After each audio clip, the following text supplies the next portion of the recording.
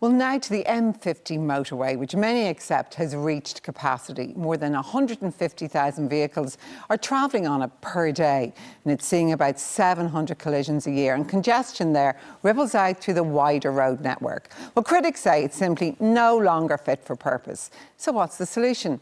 Here's Primetime's Conor McMorrow with the story for us. The Westlink toll bridge was officially opened last Sunday by the Taoiseach, Mr. Haughey. Take about half an hour off the journey.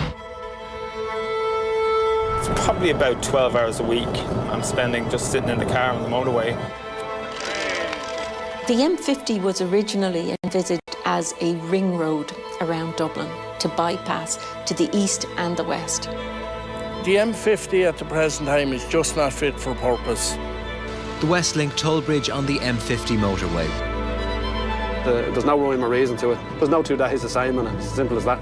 And anything can happen.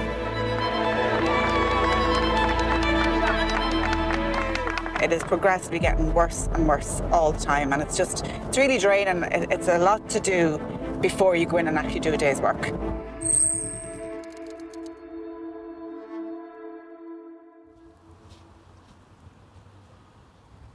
It's 26 minutes past 7, and this is my daily commute to St. Lawrence's College in Loughlinstown, around the M50 motorway.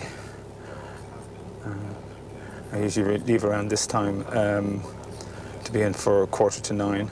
Sean O'Neill has been making this journey across the Westlink toll bridge from Finglas on the north side for over 20 years. It's costing me about a £5 a day to come back and forward over the M50. And I'm not really sure what exactly I'm paying for. It's the busiest time of year for the M50 and many of those using it, like drivers at this DPD Ireland parcel delivery depot. The Balbriggan depot, we do about 25,000 parcels a week. That will increase to about 35,000 during peak. We're operating about 25 vans. We generally start our sort around 5 a.m. and then we spend the next maybe 3 hours before we're on the road then. Probably have, 200 plus vehicles across 7 depots. And they all have to interact in some way with the M50. But it is Russian roulette. It's the roll of a dice when you come onto this. Tara McManus commutes to work in Phibsborough in Dublin from her home in Mulla in South Cavan. Most mornings I will drop my 4 kids to the bus stop at about 7:45, and then I head on the road. I go through 2 toll bridges on the way to work and 2 toll bridges on the way home. I mean, it's 70 kilometres. It technically should take about an hour door to door, but I've never done it in that time. I've never made it for 9 unless I leave at like 6 o'clock or 5:30 in the morning. We've seen a 17% increase in population since completion of the M50 in 2010. We're seeing pressure in terms of increased volumes of traffic fueled by population increase and a very buoyant economy. The main reason why people undertake trips is to travel to work. The largest employment centre in Ireland is within the M50. Because of our housing shortage and inability to build houses within the M50, people are being forced to live further out in the commuting counties. It seems that people are back in the office again, so the traffic levels have got an awful lot worse. I think the volume is just too much. The motorway itself is just not able to take it. It really is now the only alternative for going north-south or south to north, and everybody's practically using it. Ireland's road and motorway network is directly connected to the M50. A critical artery for the economy, the M50 is essential for accessing all other cities and towns from Dublin by road, but traffic volumes are higher than ever. Yeah, we're actually beyond the Celtic Tiger numbers, but we're at capacity again. We can't make it any wider, and you can't make it a double-decker. All the Dublin DPD network has to deal on a daily basis with the M50. All drivers, have to try and predict them deliveries, and if there is an incident on the M50, that cascade, onto the ancillary routes coming in and off the M50, just affects every part of the business, and you're just not able to keep on time. A decade ago, the busiest day in 2015 was a Friday, August 28th, which saw almost 159,000 vehicles on the N4-N7 section. The section of the M50 between Junction 6 Blanchardstown and Junction 5 Finglas is now the busiest. With just over 187,000 vehicles, June 26 this year was the busiest day ever. RTE Radio 1 traffic and travel. In Dublin, heavy on the M50 southbound to a collision on the... There's a breakdown on the M50 northbound between Junction 6 Blanchardstown. And in Dublin, the M50 southbound is busiest, again between Junction 9 the Red Cow and Junction 12 Furhouse. The N4... This is now as bad as I've seen it in quite some time. It's after 9 o'clock, so you would imagine most of the school traffic should be gone or going at this stage. And we haven't even hit the slip road for Blanche yet. It's very, very slow going and very frustrating. Ireland's 1,300-kilometre motorway network is monitored and managed from Transport Infrastructure Ireland's Motorway Operations Control Centre.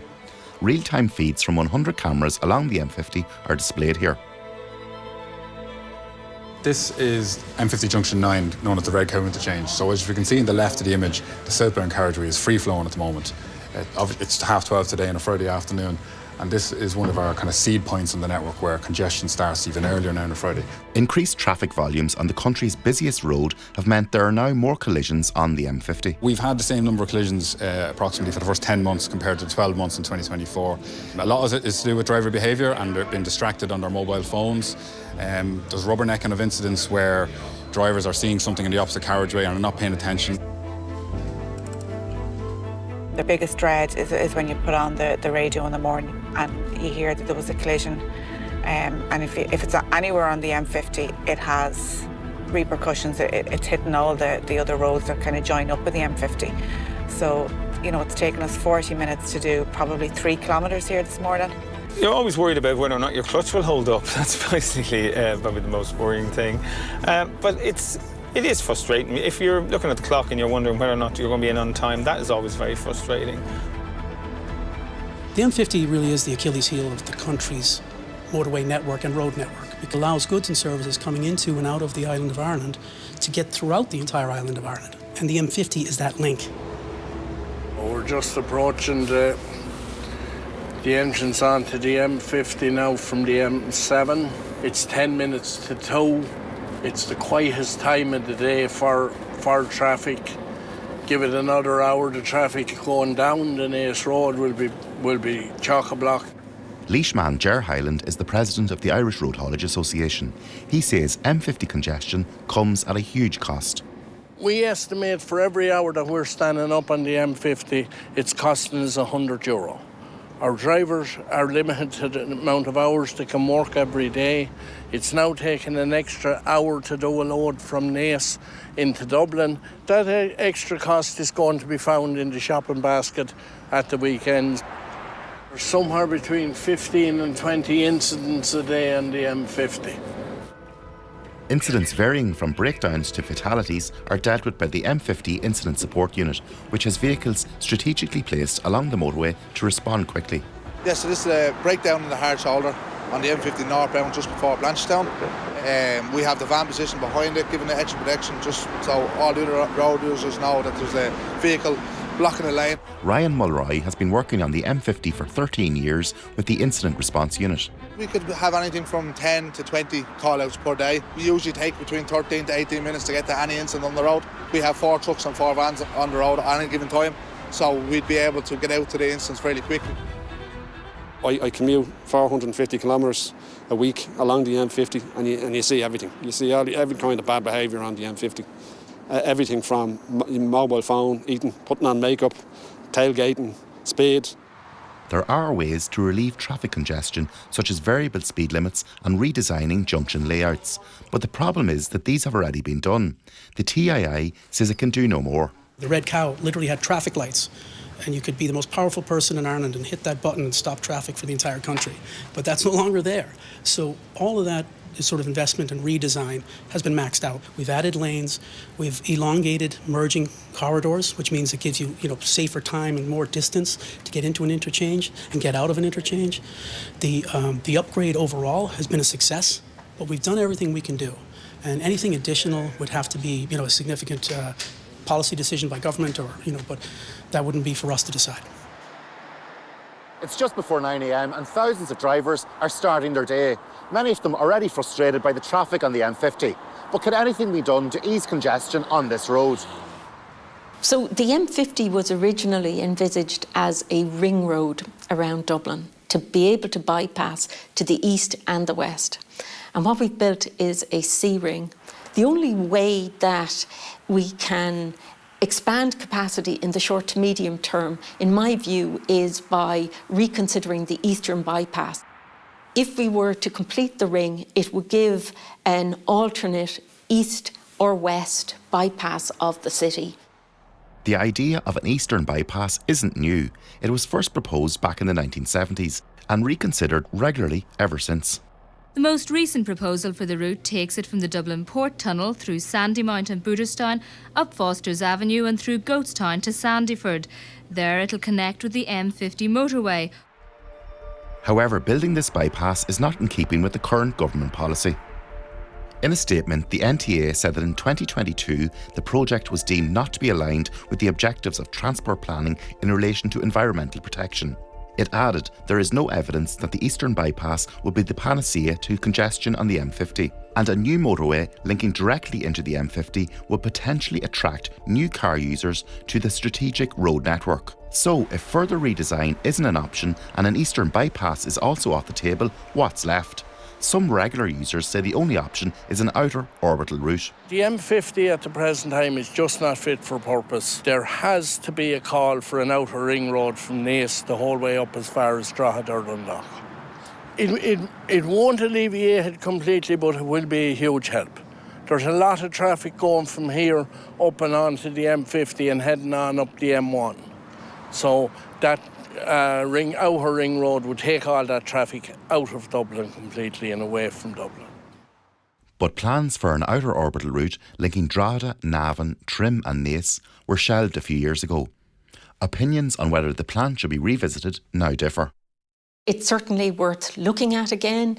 I think the problem, however, will still remain for the greater Dublin area, where the M50 at capacity is still going to be a major constraint for a large share of the population. The NTA says it has not shelved plans for the development of improved orbital road movement in Leinster. The benefit of links between the N3 and N4 national routes will be assessed in plans to deliver improved roads. Dublin is not Los Angeles, and the government is trying to avoid that level of car dependence with various public transport measures. But these take time, and environmental concerns may be at odds with lived experience. Our environmental concerns around emissions and decarbonisation as a priority are also somewhat in conflict with our transport policy and de facto what people are living with in terms of how they undertake journeys in this country. So arriving at school and it's 20 to 9, which means I have 5 minutes to get into class and get ready. It's been quite over an hour to get into school, about an hour and 20 minutes. In the meantime, for people running a business, there is a real financial cost to a road that is severely congested. The M50 as a motorway is an additional cost. It is an overhead for the business. Ironically, increased congestion means delivery companies have had to add more vehicles to the roads, making them more congested. Traffic is adding more vehicles. It's confounding the problem because the traffic is creating a situation where you're having to add more vehicles, more drivers. So I'm finally pulling into the car park. It's 10:01 and I left Mulla in County Cavan at 7:45, so there's a record 2 hours and 15 minutes to get to work today. Really, really frustrating, yeah. It just kind of puts you in bad form now for the whole day.